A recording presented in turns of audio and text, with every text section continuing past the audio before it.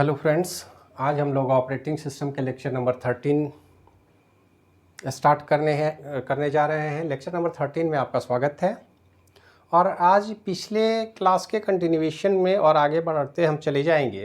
और आज एक न्यूमेरिकल प्रॉब्लम से हम समझने की कोशिश करेंगे कि अलग अलग शेड्यूलिंग एल्गोरिदम का क्या इफ़ेक्ट होता है और क्या उनका बेनिफिट है।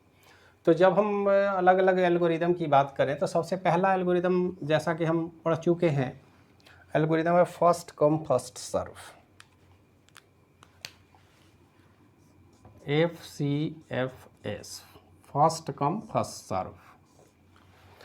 तो इस बात को ठीक से समझने के लिए हमको ये देखना पड़ेगा कि जैसा कि हम जानते हैं कि हमारा जो फर्स्ट कम फर्स्ट सर्व का कॉन्सेप्ट था वो नॉन प्रिमिटिव एल्गोरिदम है। नॉन प्रिमिटिव एल्गोरिदम का मतलब है कि एक प्रोसेस अगर स्टार्ट हो जाए तो उसको बीच में आप रोक नहीं सकते हैं, उनके स्टेटस को बदल नहीं सकते, वो कम्प्लीटली रन करेगा। फिर दूसरे नंबर की बात हम करेंगे। तो यहाँ अगर गौर से देखा जाए तो फर्स्ट कम फर्स्ट सर्व में इस टेबल को गौर से देखें। अभी हम प्रायोरिटी की बात नहीं कर रहे हैं, प्रायोरिटी को इग्नोर कर दें। इसमें दो तीन बातें हम देखेंगे कि हमारा जो प्रोसेस है, हमने 4 प्रोसेस पर काम किया है। प्रोसेस 5, 6, 10 कुछ भी हो सकते हैं, लेकिन आसानी से समझने के लिए हमने 4 प्रोसेस का इस्तेमाल किया है। और इस टेबल में हमारे पास 4 प्रोसेस हैं, P1, P2, P3 and P4। इन सब के अराइवल टाइम है। अराइवल टाइम मतलब जब वो रेडी क्यू में आ गए, प्रोसेस के लिए रेडी है। तो रेडी क्यू में आने का टाइम हमने यहाँ ले रखा है 0, 1, 2, 3। ये अलग अलग टाइम है, मिली सेकेंड में है। जब स्टार्टिंग टाइम अगर 0 की बात करें तो हम T0 की बात कर रहे हैं, इस टाइम में ये स्टार्ट हुआ है। प्रायोरिटी का यहाँ कोई कॉन्सेप्ट ही नहीं है, जब हमने पहले से ही डिफाइन कर दिया। नॉन प्रिमिटिव शेड्यूल है, फर्स्ट कम फर्स्ट सर्व, तो प्रायोरिटी की कोई बात नहीं है। जो पहले आएगा उसको हम एग्जीक्यूट करेंगे। तो इसको हम अभी इग्नोर करते हैं टेबल में। हम ऐसा मान के चलते हैं कि हमारे पास कोई अभी प्रायोरिटी नहीं है। ये बस टाइम है, मतलब CPU टाइम। प्रोसेस को एग्जीक्यूट करने में रियल में CPU में कितना समय चाहिए, कितने टाइम की ज़रूरत है। तो इनको P1 को प्रोसेस होने में 8 मिली सेकेंड का समय लगेगा, P2 को एग्जीक्यूट होने में 4 मिली सेकेंड का समय लगेगा, P3 को 9 मिली सेकेंड और P4 को 5 मिली सेकेंड समय लगता है। अब देखिए, इसको ठीक से समझने के लिए हमारे लिए सबसे आसान तरीका है कि गैंट चार्ट का हम निर्माण करेंगे। इस गैंट चार्ट को हम एक टाइम मशीन की तरह इस्तेमाल करेंगे। T0 की बात हम करें और हम इस स्ट्रक्चर को ज़रा गौर से देखेंगे। T0 टाइम में हमारे पास एक ही प्रोसेस है, P1। तो इस P1 प्रोसेस को हम यहाँ से शुरू करेंगे। चूँकि ये हमारा नॉन प्रिमिटिव शेड्यूल है, तो नॉन प्रिमिटिव शेड्यूल कहने का मतलब ही है कि अगर एक बार प्रोसेस स्टार्ट हो गया तो वो कंप्लीट होगा, बीच में आप उसको रोक नहीं सकते। इसका मतलब है कि P1 का प्रोसेसिंग टाइम क्या होगा, 0 to 8 millisecond. 8 millisecond के बाद जब P1 कंप्लीट हो जाता है तो फिर हम आते हैं टेबल में, हम देखते हैं कि पहले कौन आया है। तो P2 उसके बाद आया है T1 टाइम में। तो T1 टाइम में आने के बाद भी हम तो वेट करेंगे उसका, और P2 को हमने अलॉट किया। P2 कितने टाइम तक चला, 4 मिली सेकेंड्स टाइम है इनका, मतलब 12 तक चलेगा। इसके बाद फिर P3 को हमने चांस दिया, P3 अपने फुल टाइम तक एग्जीक्यूट करेगा और ये 21 तक चलेगा। इसके बाद P4 का नंबर आएगा जो सबसे लास्ट में आया था, स्वाभाविक है, फर्स्ट कम फर्स्ट सर्व में सबसे लास्ट में आया है तो लास्ट में चांस इनको देंगे। और ये यहाँ पर P4 एग्जीक्यूट करेगा और कंप्लीशन होगा ये 26 मिली सेकेंड में। अगर गौर से देखें तो 26 मिली सेकेंड का रिक्वायरमेंट था हमारे प्रोसेस को। चारों प्रोसेस की अगर हम बात करें तो ये जो चार्ट हमने बनाया टाइम टेबल के हिसाब से, इसको हम बोलते हैं गैंट चार्ट।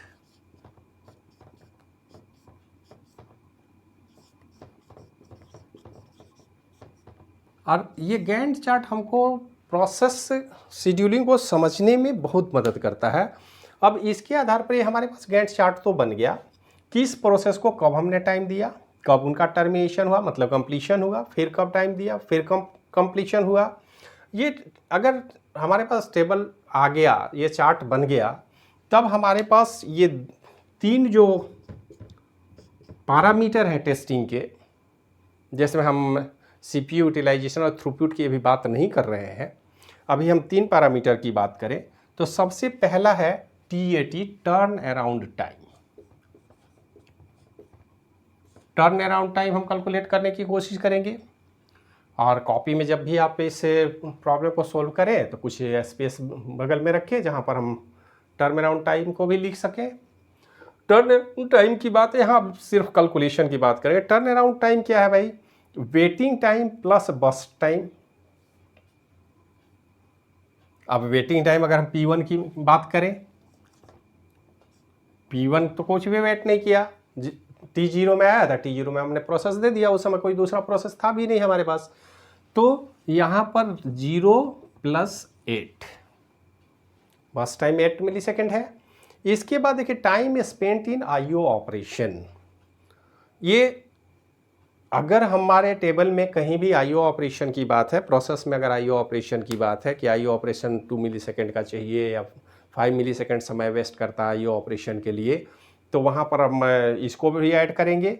साथ में time spent to get into memory, अगर कोई मेमोरी एक्सेस करना चाहते हो, फाइल एक्सेस करना चाहते हो, प्राइमरी मेमोरी है, सेकेंडरी मेमोरी है, मेमोरी से डेटा एक्सेस करने की बात है, तो उसका टाइम अगर हमारे पास दिया हुआ है प्रॉब्लम में तो उसको भी हम कंसीडर करेंगे। अभी हम सिर्फ ये मान के चल रहे हैं कि हमारे पास कोई IO ऑपरेशन या मेमोरी ऑपरेशन नहीं है, मतलब उसको हम नेग्लिजिबल मान के चलेंगे, 0 मान के चलेंगे। तो हमारा टर्न अराउंड टाइम कितना होता है यहाँ पर? 8 मिलीसेकेंड P1 के केस में। P2 के केस में क्या होगा? तो P2 का वेटिंग टाइम, अराइवल तो उनका हुआ था 1 में, उनको CPU हमने प्रोवाइड किया 8 में, मतलब यहाँ पर वेट उनका अराइवल तो यहाँ पर हुआ है T1 में, तो यहाँ से यहाँ तक हम कितना मान लेंगे? 7 मिलीसेकेंड का समय उनको लगता है, वेट करते हैं, और उसके बाद हमने उनको अलॉट कर दिया है 8 में, और 4 मिलीसेकेंड समय और लेता है प्रोसेसिंग के लिए। तो P2 के केस में ये क्या हो जाएगा? Turn around time 11 millisecond. तो इस बात का हमेशा ध्यान में रखेंगे कि जब हमने CPU अलॉट किया उनको, और उनके अराइवल टाइम कब है? अराइवल टाइम जो अगर दिया हुआ प्रॉब्लम में तो उसको हम माइनस कर लेंगे। ऐसा नहीं हो कि अराइवल टाइम 0 से काउंट कर लिए कि CPU उनको 8 में मिला तो वो जब आए हैं उसके बाद उन्होंने वेट करना शुरू किया। ठीक इसी तरह P3 की अगर हम बात करें तो P3 का अराइवल टाइम क्या है? T2 में आए हैं, वो 2 मिलीसेकेंड बाद आए हैं, और उनको हमने प्रोसेस कब अलॉट किया? P3 को हमने 12 पर प्रोसेस अलॉट किया है, और 2 मिलीसेकेंड बाद यहाँ वो आए हैं। इसका मतलब है कि उनको वेट कितना करना पड़ेगा? 10 मिलीसेकेंड। और सबसे ज़्यादा वेट तो P4 को करना पड़ा, क्योंकि वो आए हैं 3 में, लेकिन उनको हम अलॉट किए हैं 21 में, मतलब 18 मिलीसेकेंड। 18 मिलीसेकेंड उनका वेटिंग टाइम हो गया, अब प्लस बस टाइम, तो 18 + 5 23 मिलीसेकेंड।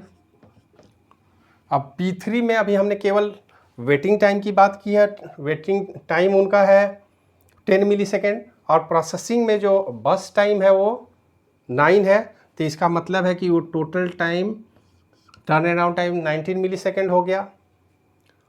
इनका तो 7 और 4 11 मिलीसेकेंड। तो टर्न अराउंड टाइम अगर हम देखें तो P1 का टर्न अराउंड टाइम है 8 मिलीसेकेंड, P2 का टाइम है 11 मिलीसेकेंड, P3 को 19 मिलीसेकेंड, अब P4 को 23 millisecond time total turn around time निकलता है। कई बार प्रॉब्लम में ऐसा भी स्थिति आती है जब आपसे पूछा जा सकता है कि इस पर्टिकुलर प्रोसेस में एवरेज टर्न अराउंड टाइम निकालिए। TATAV एवरेज आप आसानी से काउंट कर सकते हैं।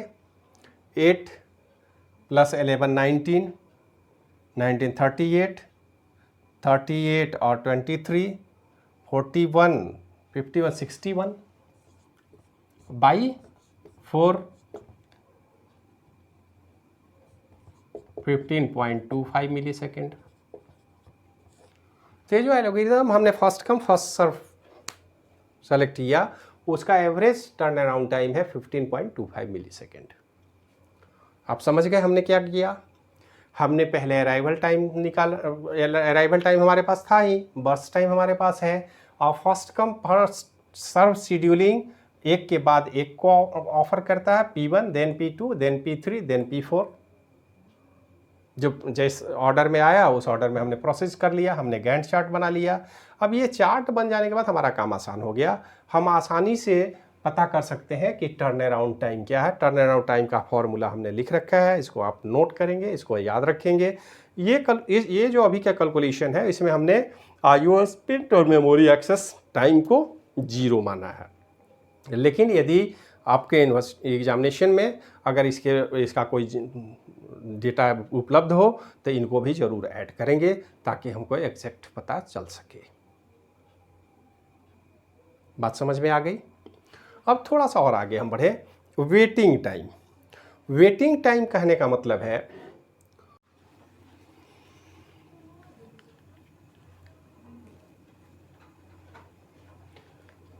अब आगे वेटिंग टाइम को अगर हम समझने की कोशिश करें तो थोड़ा सा हमने मॉडिफिकेशन किया है टेबल में, ताकि आप आसानी से समझ सकें।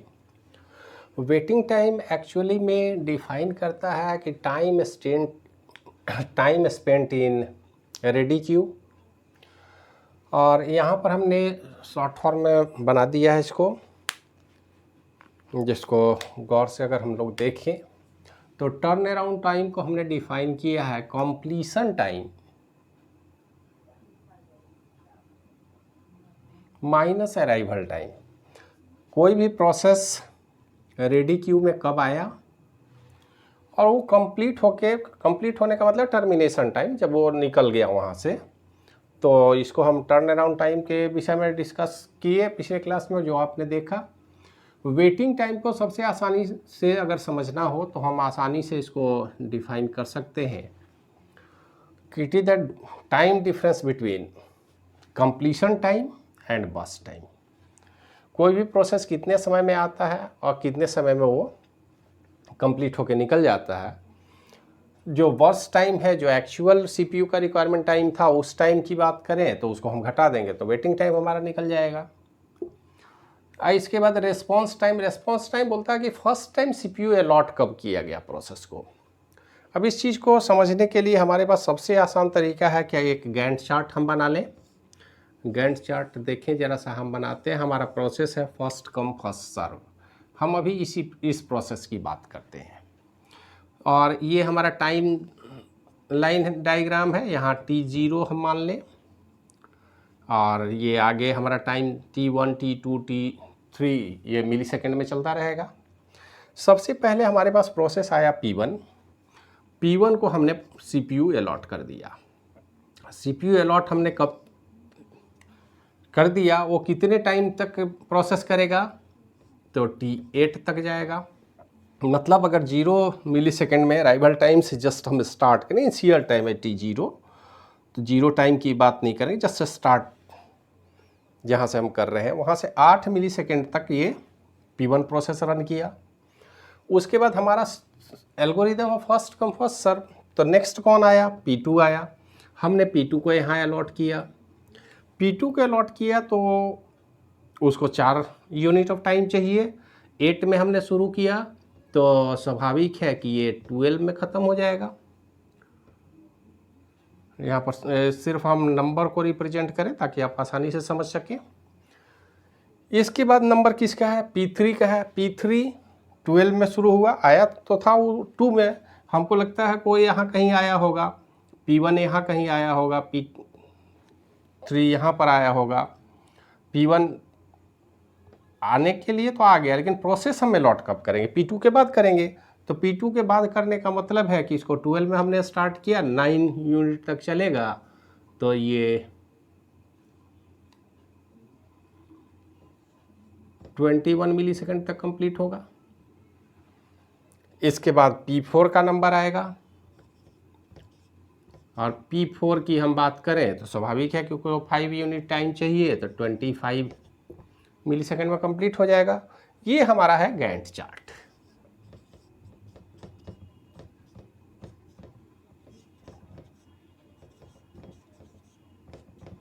एक बात ध्यान में रखेंगे आप कि गैंट चार्ट बड़ा महत्वपूर्ण है। इस तरह के न्यूमेरिकल प्रॉब्लम को सोल्व करना है तो सबसे पहले आप गैंट चार्ट ही बनाएंगे अकॉर्डिंग टू एल्गोरिदम। अब हमारा फर्स्ट कम फर्स्ट सर्व है, इसलिए फर्स्ट कम फर्स्ट सर्व का मतलब क्या होगा कि जो पहले आया उसको प्रोसेस हमने किया, उसके बाद दूसरे को दिया, फिर तीसरे को दिया, फिर चौथे को दिया। अब जिनको जितना प्रोसेस एग्जीक्यूशन टाइम, बस टाइम क्या है, एग्जीक्यूशन टाइम, सीपीयू टाइम, तो सीपीयू टाइम जितना चाहिए उतना उतना उन्होंने लिया और टर्मिनेट हो गया। अब जरा इसी बात को यहाँ पर हम इस गैंट चार्ट के आधार पर बाकी के टेबल को हम फिल करने की कोशिश करते हैं। जरा गौर से आप देखेंगे completion time of P1 process का कंप्लीशन टाइम क्या है 8, P2 का कंप्लीशन टाइम 12, P3 का कंप्लीशन टाइम 21, P4 का कंप्लीशन टाइम 26। अब आप अगर 0 मिलीसेकंड से स्टार्ट करते हैं तो आप देख लीजिए कितने इतने मिलीसेकंड में कंप्लीट हो गया। ये तो गैंट चार्ट ही शो कर रहा है। अब टर्न अराउंड टाइम की बात हो रही है। टर्न अराउंड टाइम क्या है भाई, completion time minus arrival time. तो अराइवल तो 0 में आए थे, इसका मतलब है कि इनका turn around time, total time spend किया इन्होंने प्रोसेसिंग के दौरान। प्रोसेस में वेट तो कुछ इनको करना ही नहीं पड़ा, इसलिए टर्न अराउंड टाइम इनका 8 हुआ। इनके टर्न अराउंड टाइम की बात करें तो ये 12 में कंप्लीट हुए हैं, लेकिन आए थे फर्स्ट 1 मिलीसेकंड पर। इसका मतलब 12 माइनस 1 इक्वल टू 11 मिलीसेकंड। इनको 21 माइनस 2 19 मिलीसेकंड। और इनको ये आए थे 3 में, कंप्लीट हुए 26 में। इसका मतलब 26 माइनस 3 इक्वल टू 23। ये हुआ टर्न अराउंड टाइम। अब यहीं से हमको वेटिंग टाइम पता चल जाएगा। वेटिंग टाइम क्या है भाई, तो जो प्रोसेस का टाइम है कंप्लीशन टाइम, उस कंप्लीशन टाइम हमारा यहाँ है और उसमें बस टाइम को अगर हम घटा दें, इसका मतलब 8 माइनस 8 0। तो हम लोग वेटिंग टाइम की बात कर रहे हैं। तो वेटिंग टाइम में सबसे पहले हम देखेंगे टर्न अराउंड टाइम हमारे पास उपलब्ध है। टर्न अराउंड टाइम माइनस बस टाइम। तो टर्न अराउंड टाइम यहाँ है और बस टाइम हमारे पास यहाँ पर है। 8 माइनस 8 0, 11 माइनस 4 7, 19 माइनस 9 10, 23 माइनस 5 18। और सबसे लास्ट में रह जाता है रेस्पॉन्स टाइम। तो रेस्पॉन्स टाइम में कुछ करने की ज़रूरत नहीं है, हम केवल अपने गैंट चार्ट को देखेंगे कि हमने कब किसी भी प्रोसेस को सीपीयू अलॉट किया। P1 हमारे पास आया था 0 टाइम में, लेकिन 0 टाइम में ही अलॉट कर दिया। इसका मतलब रेस्पॉन्स टाइम उसको इमीडिएट मिला, आते ही मिल गया। P1 आया है, अराइवल टाइम है 1, लेकिन उसको हमने CPU कब अलॉट किया है 8। मतलब P2 को हमने अलॉट किया 8 में, आया है 1 में, तो ये 7, ये आया है 2 में, इसको अलॉट हमने किया है 12 में। 12 माइनस 2 10, और इनको 21 में अलॉट किया, ये आए हैं 3 में, मतलब 18। वैल्यू दोनों सेम है, लेकिन एक बात ध्यान में रखना है कि जब भी रेस्पॉन्स टाइम की बात होगी तो इस टाइम को आप देखेंगे गैंट चार्ट में, कब आपने स्टार्ट किया लेफ्ट साइड में जहाँ से प्रोसेस स्टार्ट हो रहा है, और उसमें अराइवल टाइम को माइनस कर देंगे।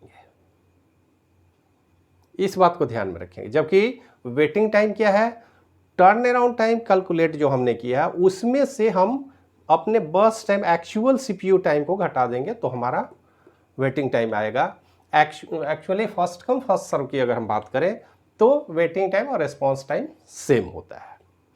तो इस तरह से आप कैलकुलेट कर लेंगे। एग्जामिनेशन में जब आप जाएंगे तो कई बार वो लोग एवरेज टाइम पूछ देते हैं कि average TAT average turn around time. तो average turn around time calculate करने के लिए सारे टाइम को आप एक बार जोड़ लें, मतलब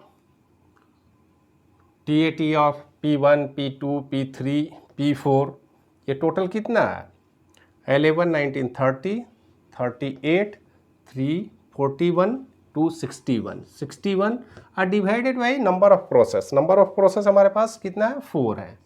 तो इस तरह से हम निकालेंगे तो 15.25 निकल जाएगा। ये मिली सेकेंड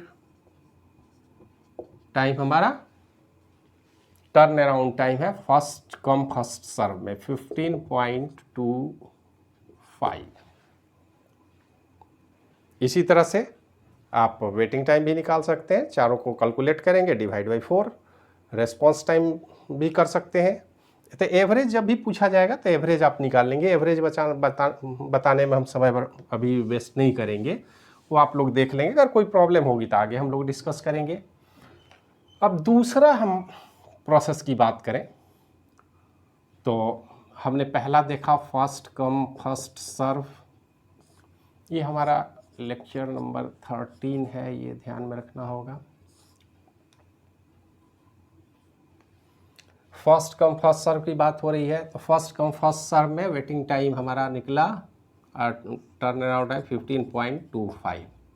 अब इसको यहाँ पर हम नेक्स्ट प्रोसेस की बात कर लें, primitive shortest job fast SJF, और ये प्रीम्प्टिव की बात हो रही है, प्रीइम्प्टिव।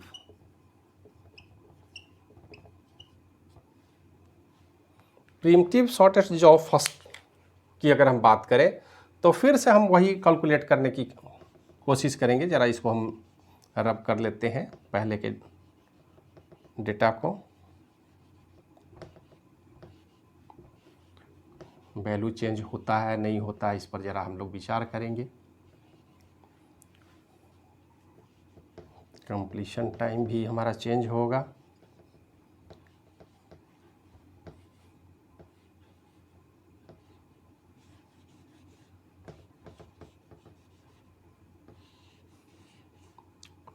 तो जब भी हम गैंट चार्ट डिज़ाइन करेंगे तो ये इस बात का विशेष ध्यान रखेंगे कि हमारा शेड्यूलिंग कौन सा, शॉर्टेस्ट जॉब फर्स्ट। अब जरा गौर से देखिए, हम स्टार्ट कर रहे हैं T0 टाइम में।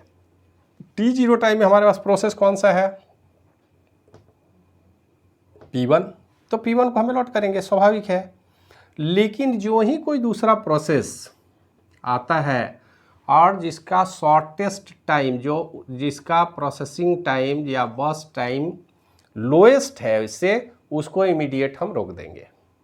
इस बात को ध्यान में रखना है। तो सबसे पहले देखिए हमने क्या किया, P1 को चलाया। कहाँ तक चलाएंगे P1 को, तो सिर्फ 1 यूनिट चलेगा, तब तक आ गया P2। P2 का बस टाइम कम है तो हम P2 को मौका देंगे। अब ज़रा देखिए P3 आ गया सेकंड में, लेकिन P3 का बस टाइम लो है क्या, नहीं है। इसका मतलब है कि अभी हम P2 को ही चला देंगे 2 यूनिट तक।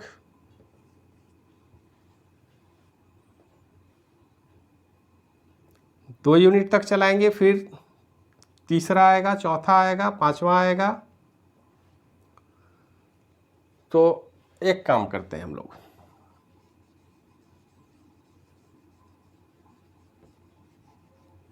सबसे पहले नॉन प्रिमिटिव को डिस्कस कर लेते हैं, तब आसानी से समझ में आएगा। ये हमारा शॉर्टेस्ट जॉब फर्स्ट है, लेकिन ये व्यवस्था किसके लिए, नॉन प्रिमिटिव के लिए। पहले नॉन प्रिमिटिव को समझ ले, फिर प्रिमिटिव समझ आसानी से समझ में आएगी, अदरवाइज कन्फ्यूजन होगी।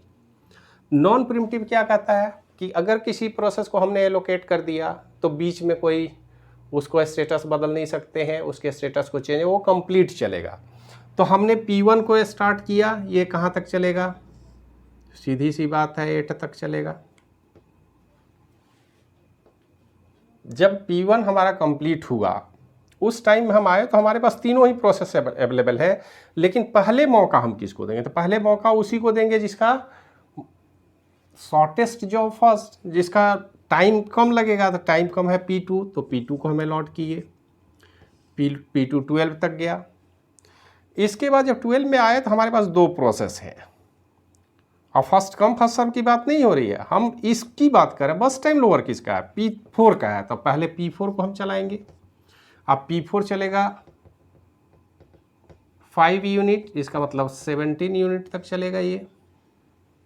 इसके बाद P3 का नंबर आएगा।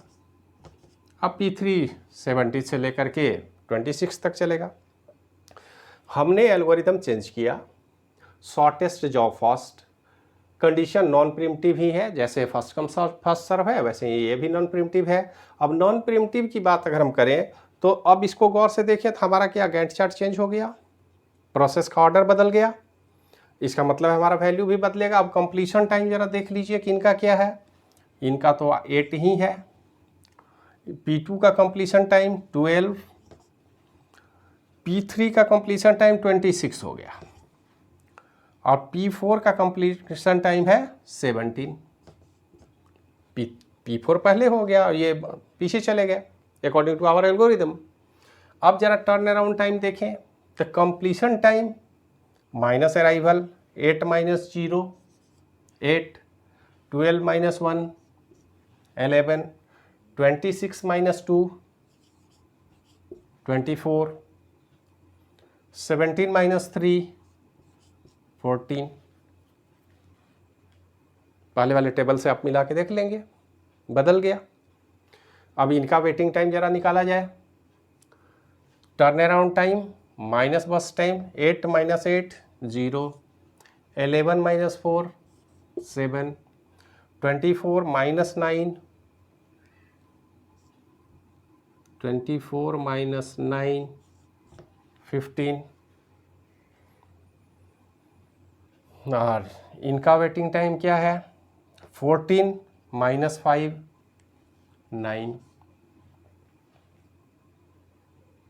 अब जरा हम लोग देख लें एवरेज का क्या स्थिति है, 24 14 38 39 49 और 57। अब जरा एवरेज हम निकाल लें, average turn around time, average turn around time पर अगर कॉन्सेंट्रेट करें तो क्या होगा 57/4,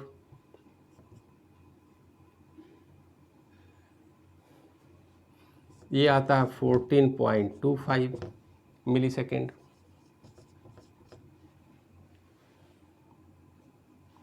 अब आप आसानी से समझ सकते हैं कि यहाँ पर 15.5 था, हमने SJF का इस्तेमाल किया तो हमारा आ गया 14.25।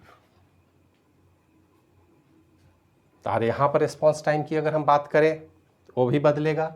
रिस्पॉन्स टाइम 0 में आए, इनको हमने 0 में अलॉट किया तो 0 होगा।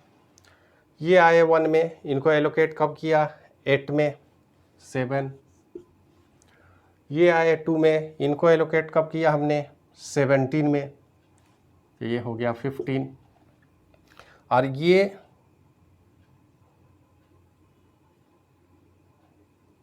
P3 P4 में आए 3 में, एलोकेशन इनको मिल गया 12 में, तो यहाँ पर 9। तो यहाँ भी response time waiting time same ही है, तो इनका भी एवरेज आप निकाल सकते हैं। तो हम देखते हैं केवल एक टर्न अराउंड टाइम की एवरेज की बात हम कर रहे हैं, आप चाहें तो वेटिंग टाइम का भी निकाल सकते हैं, लेकिन एवरेज टर्न अराउंड टाइम में अंतर आ गया एल्गोरिथम बदलने से। अब इसी को थोड़ा सा और मॉडिफाई करते हैं, देखते हैं क्या होता है। हमारा सिस्टम सेम है,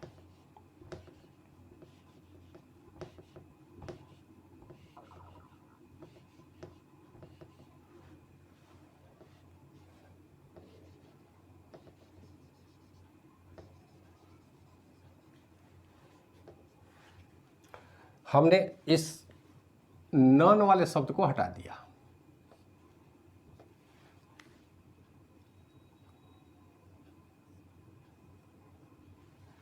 प्रिमिटिव शेड्यूल की बात करें, शॉर्टेस्ट जॉब फर्स्ट ही है, लेकिन प्रिमिटिव कहता है कि जब भी कोई शॉर्टेस्ट जॉब आएगा तो हम उसके स्टेटस को बदल देंगे, मतलब शॉर्टेस्ट रिमेनिंग टाइम की बात होगी। रिमेनिंग टाइम अगर शॉर्ट है तो हाई ज़्यादा, जिसको ज़्यादा समय लगेगा बस टाइम, उसको हम वापस रेडी क्यू में भेज देंगे। अब ज़रा देखिए इनका गैंट चार्ट कैसे बनता है।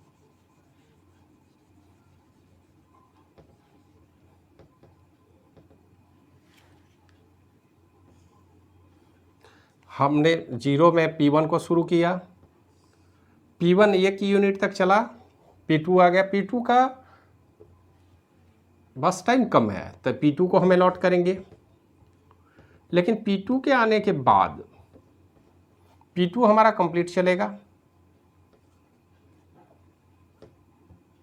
को 4 यूनिट टाइम चाहिए तो 5 तक जाएंगे, इसलिए कि फिर P3 भी आया। P3 का जॉब टाइम रिक्वायरमेंट ज़्यादा है, P4 इसका भी टाइम रिक्वायरमेंट ज़्यादा है, इसलिए हम इसको पूरा चला दिए।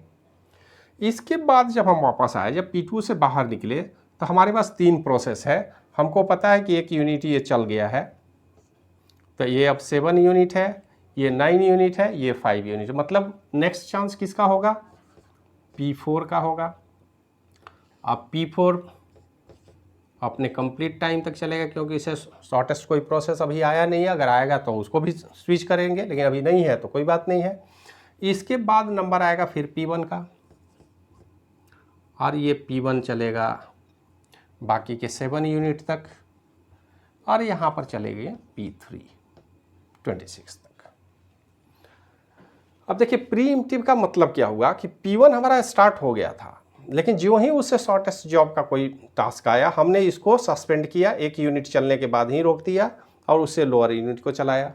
इसके बाद इनके कंप्लीट होने के बाद फिर लोअर को चलाया, इसके बाद फिर थर्ड चांस इनको मिला, और लास्ट में P3, क्योंकि ये सबसे लॉन्गेस्ट जॉब है इसलिए इनको हमने दिया। हमारा ये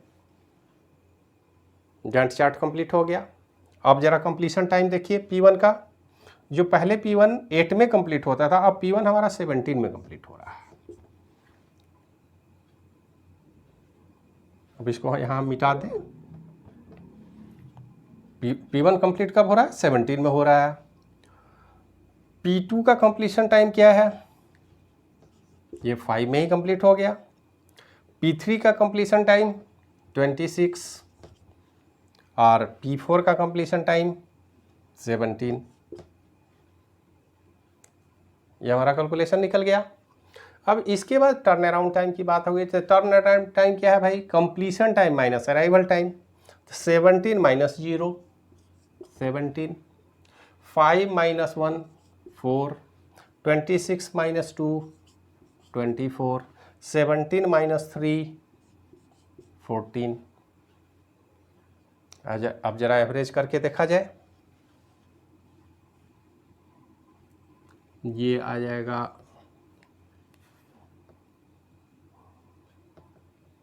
9 2 2 4 1 5 59 बाई 4 कर दीजिए। अब इसका ऑर्डर देखिए, शॉर्टेस्ट जॉब फर्स्ट, ये है प्रिमिटिव,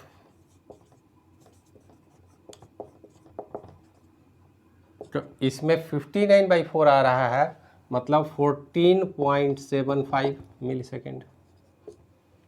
एवरेज टाइम हमारा बदल गया। Waiting time, turn around time हमारे पास है, और बस टाइम भी है। 17 माइनस 8 9, 4 माइनस 4 0, 14 माइनस 9 15, 14 माइनस 5 9, ये भी बदलेगा। रेस्पॉन्स टाइम, अब कंप्लीशन टाइम कुछ भी हो, रेस्पॉन्स टाइम इस केस में हमने P1 को तो 0 में दिया, P1 को कब दिया? रेस्पॉन्स टाइम देखें, P1 को P2 को कब हमने दिया? P2 1 में आया, 1 में मिल गया 0। P3 को कब हमने दिया? P3 17 में दिया, ये 15। और P4 को हमने 5 में दे दिया, ये आया है 3 में। इसका मतलब है